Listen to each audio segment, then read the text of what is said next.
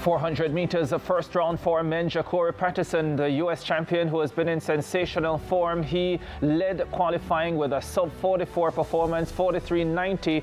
3 of 4 Jamaicans making progress, led by Rasheen McDonald with a season's best, 44.38 seconds. The world indoor champion Christopher Bailey of the USA rounding off that first sheet at 44.49. And Bovell McPherson, after a long season, collegiate, he was down the field at the national championships. He started the world championships as the fastest Jamaican, and he went faster, 44.51, a lifetime best. Matthew Hudson-Smith, he got through 44.68, but he was only 4th in his heat. Kirani James was 3rd in his heat. He ran by Delano Kennedy, the Jamaican, who also ran a personal best, 44.74, to get into the final. I never thought I would see the day when you needed sub-45 to get out of the first round of the men's 400 meters at a global championship. When I started watching track and field in a serious way, it was probably 2000. I was pretty young, probably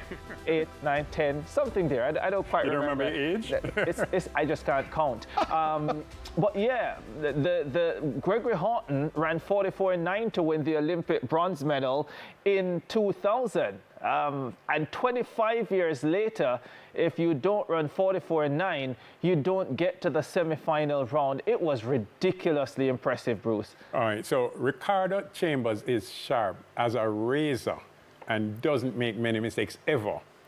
Actually, Ricardo, somebody ran 44.97 today and did not make it out of the heats. Yeah. That's how crazy it is. So you're right, we looked at it. The Jamaicans, save and except for the defending world champion, Antonio Watson, who got there by a bye, didn't have to run at the national championships. He did try to run at the national championships and was unable to finish in the heat. So we knew that Antonio Watson was not at his best. He was able to get to sub-45 on the circuit, but still was not at his best. The other 3 Jamaicans, though, season's best for Rasheen McDonald. We don't like the antics. He messed himself up at trials by slowing down, but he has come back, big season best, 44.38. He is still Jamaica's national record holder at the 400 meters with a sub-44 time. Thrilled for Bovell McPherson, and we have to give kudos where it's due. I don't know that I necessarily would have put Bovell McPherson forward because he came 7th at trials, but nobody else was there with the qualification, so they put him through. He has delivered 44.51, a big PB. And then Delano Kennedy, I'm glad he got a chance to run. He didn't make the standard, which is 44.85, which is an automatic standard, but he did run a PB and was world ranked high enough to get to go through. Why do I emphasize that? I think world rankings matter.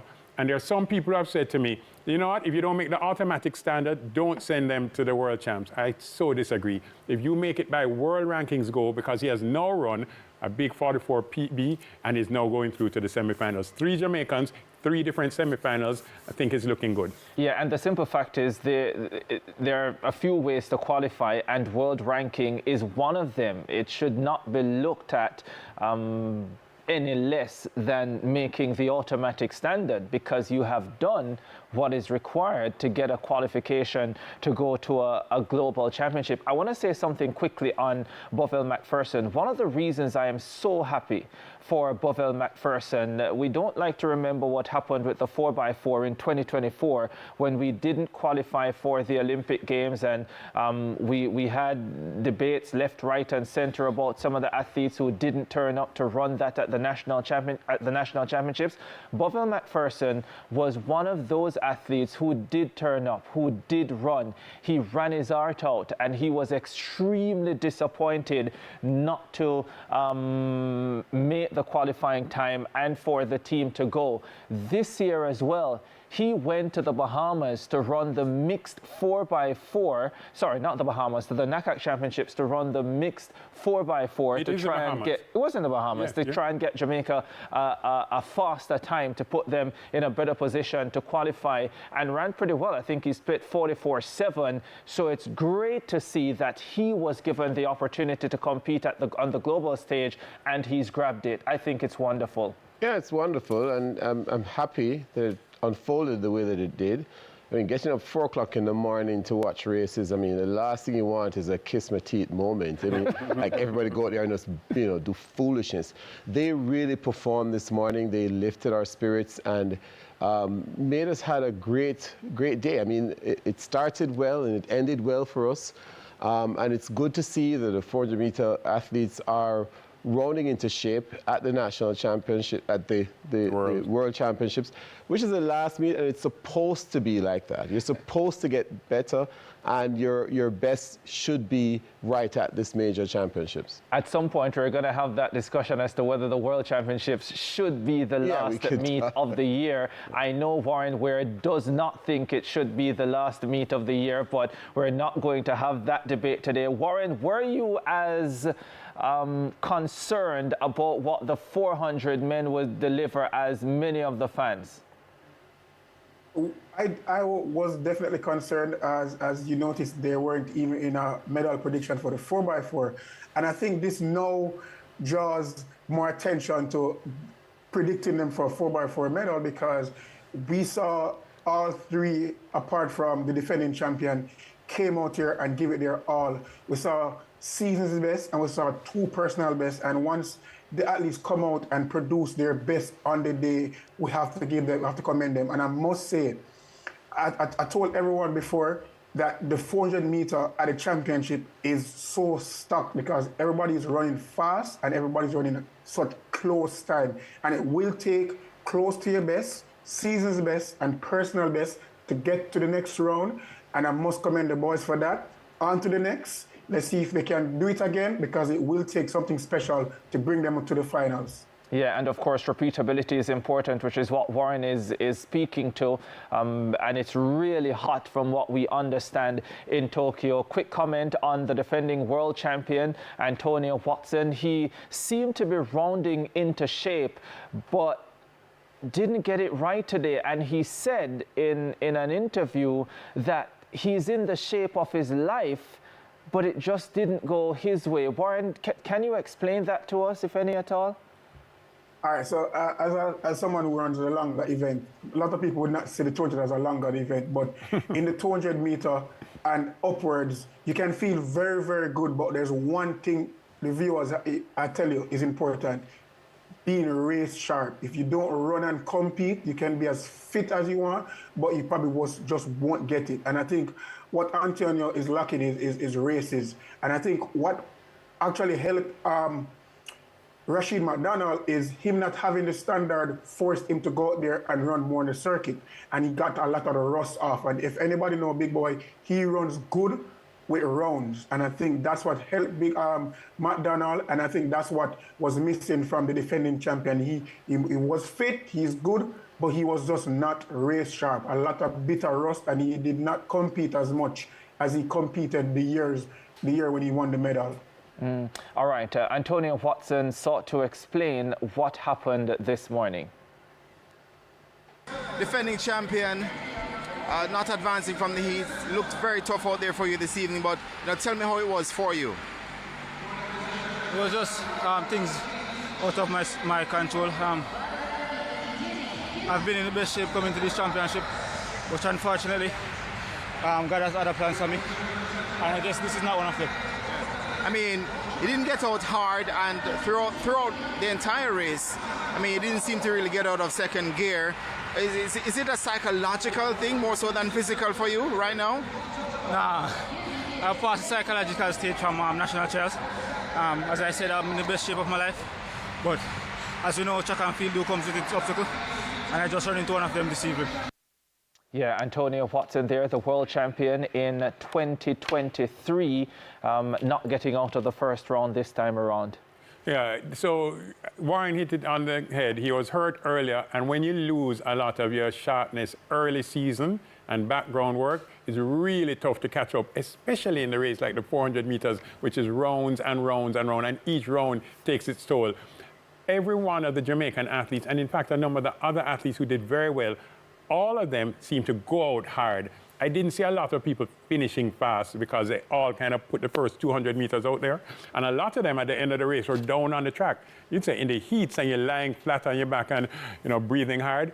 I think it's a sign of how hot and humid it is there in Tokyo, but also that the athletes realize if I'm going to get to the next round, I had to go out there. Matthew Hudson-Smith is the Olympic silver medal winner last year. He qualified by time. He had to wait on a baby queue to go through. That's an indication of how hot it was out there, both on and off the track. Yeah, David, quickly, I guess the disappointment, though, would be that Antonio Watson seemed to have been trending in the right direction coming into the World Championships. He ran 44.8 in his last race before Tokyo. So I think that is what people might be struggling to understand. Well, 44.8 versus 46.2 here in Tokyo. Yeah, I mean, the more races you run, the more confident you'll get. In this case, I'm not sure. I mean, we have to go with what he said. Antonio didn't go out hard, so the fatigue would not be there coming home. I mean, you should be able to change gear. Lots of decisions are made within that 400 meters, whether to push or not. So not being able to go out as hard, I'm a little surprised that he wasn't able to run the second half of the race a little faster.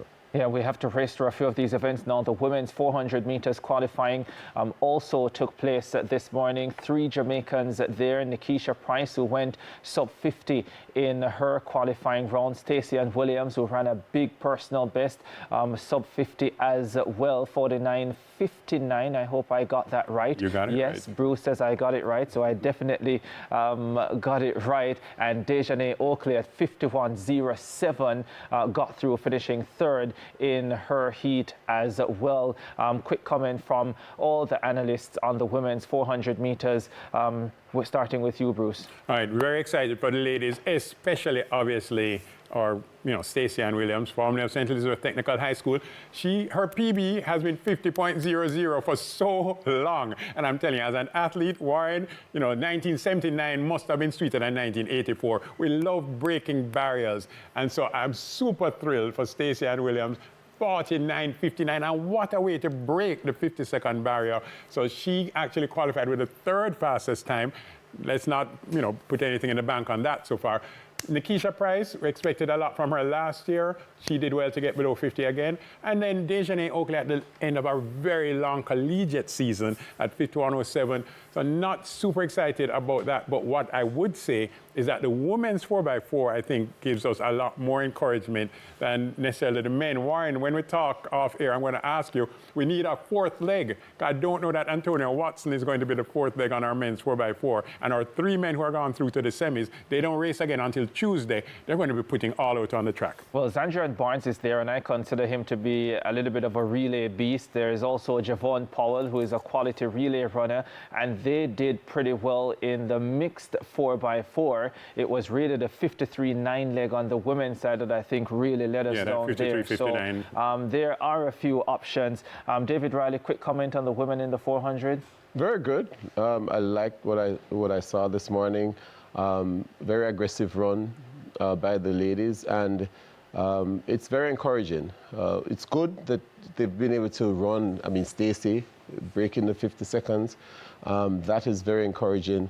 I love what I'm seeing in the women in the 400 meters.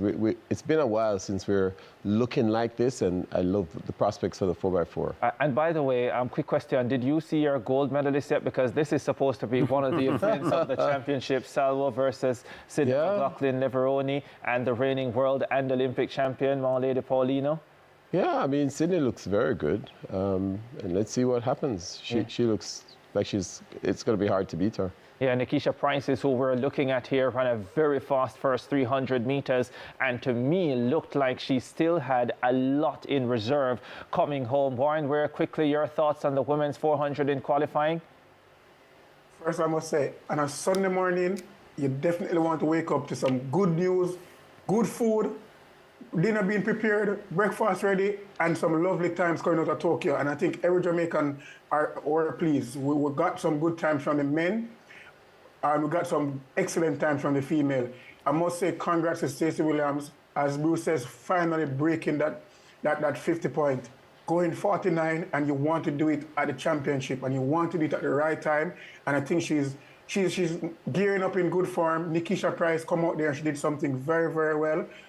She looked really good, really confident, and she held her form. And what's most good about it that she didn't press all the way, so she looked like she had a lot more in the bank to go. And Oakley, after coming from such a long collegiate season as Bruce says, to come to basically, if people don't know, Jamaicans who don't know, the college season basically starts now, and she's been running, I would say, for one full entire year. So for her to be coming to the World Games and producing and making it to semifinals, I feel very good. And as I said, our 4x4 team is looking better and better every day. And we're not going to show the world our hand yet because we're going to be surprise them in the 4x1, 4x4 male and female. So I think the medal tally is going up. Yeah, all I'm saying is Javoy Tucker said 14, and all of you laughed at him on the opening day of our coverage. Neverbell then laughed at him the next morning, and now the poor kid is starting to look like a genius, but we still have a long way to go to see if we'll get to 13, Daniel Dowie, or 14, Javoy Tucker. It really would be great if we're able to do that.